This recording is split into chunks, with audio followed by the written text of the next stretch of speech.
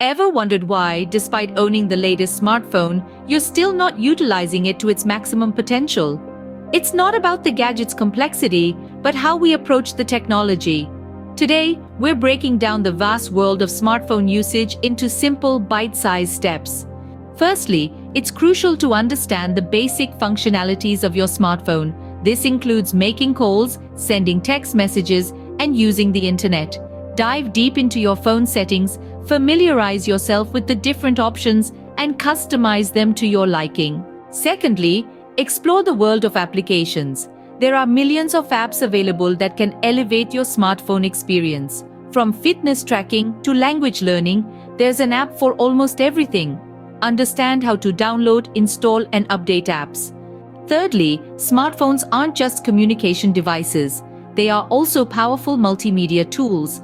Learn how to take high-quality photos, record videos, and even edit them right on your device. Additionally, learn how to stream music and movies, turning your smartphone into a portable entertainment system.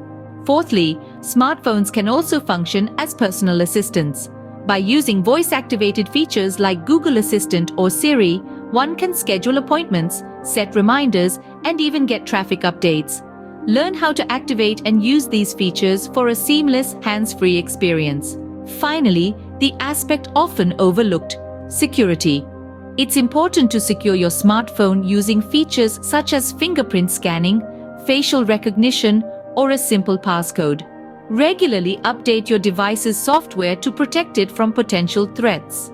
To recap, we've walked through the basics of smartphone usage, from understanding the basic functionalities, exploring the world of applications, using it as a multimedia tool, activating personal assistant features, and securing your device. Remember, the key to mastering any technology is curiosity and hands-on experience.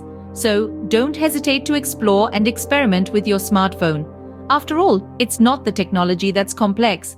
It's how we choose to interact with it. Until next time, keep exploring and keep learning.